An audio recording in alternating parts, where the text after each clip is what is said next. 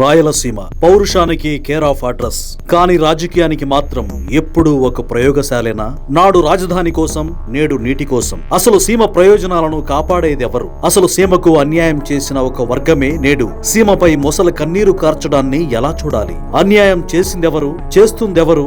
రాయలసీమ ప్రజలు తెలుసుకోవలసిన వాస్తవాలివి. తాజాగా రాయలసీమ లిఫ్ట్ ఇరిగేషన్ ప్రాజెక్టుపై రెండు రాష్ట్రాల్లో రాజకీయ సెగలు పుడుతున్నాయి. నేను చెప్పబట్టే చంద్రబాబు ఆపేశారు అని రేవంత్ రెడ్డి, కాదు 2023లోనే జగన్ సీఎం గా ఉన్నప్పుడు మేమే ఎన్జీటీలో కేసులు వేసి ఆపించామని హరీష్ రావు ప్రకటించారు. అంటే తెలంగాణ నేతలు తమ రాష్ట్ర ప్రయోజనాల కోసం ఒక్కటై పోరాడుతుంటే, మరి మన రాయలసీమ ప్రయోజనాల కోసం మన సీమ ముద్దు బిడ్డ జగన్ చేసిందేంటి? సీమ బిడ్డగా జగన్ రెడ్డికి ప్రజలు బ్రహ్మరథం పట్టడంతో ముఖ్యమంత్రి అయ్యారు. కానీ ఫలితం ఏది? కేసీఆర్ ఎన్జీటీలో కేసులు వేస్తుంటే ఆపలేని బంధం ఎవరి కోసం? సీమ ముద్దు బిడ్డ, రాయలసీమ టైగర్ అని పాటలు రాయించుకొని పాడించుకోవడం కాదు, ప్రాజెక్టులు పూర్తి చేయడం ముఖ్యం. సీమ ప్రజల దాహార్తిని తీర్చడం ముఖ్యం. 3 రాజధానుల పేరుతో కర్నూలుకు న్యాయ రాజధాని అని వారికి ఆశ చూపించి చివరికి విశాఖే రాజధాని అంటూ రాయలసీమను గాలి కొదిలేసిన మాట వాస్తవం కాదా?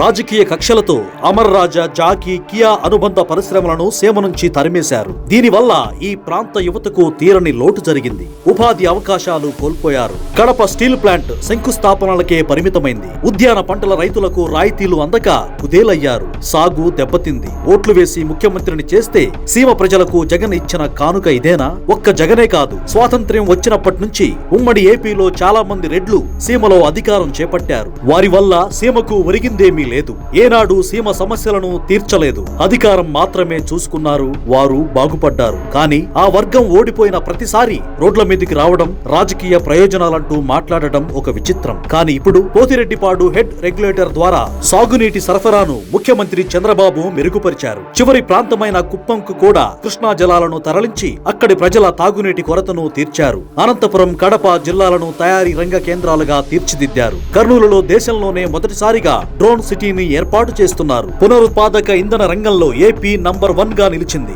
ఈ పరిశ్రమలన్నీ రాయలసీమలోనే ఏర్పాటవుతున్నాయి. తాజాగా టాటా గ్రూప్ 49,000 కోట్ల పెట్టుబడులు పెట్టింది. రాయలసీమ అభివృద్ధిలో చంద్రబాబు కృషిని ఓ వర్గం తక్కువ చేసి చూపుతోంది. అధికారం లేనప్పుడు సీమ సెంటిమెంట్ వాడుకుంటూ, అధికారంలో ఉన్నప్పుడు కేవలం దోపిడీకే పాల్పడే నాయకుల వల్ల ఈ ప్రాంతానికి అంతా నష్టమే జరిగింది. సీమ ప్రజలు ఈ వాస్తవాలను గుర్తించి రాష్ట్ర అభివృద్ధిని అడ్డుకుంటున్న ఇలాంటి రాజకీయాలను తిప్పికొట్టినప్పుడే సీమ ప్రాంతానికి నిజమైన న్యాయం జరుగుతుంది.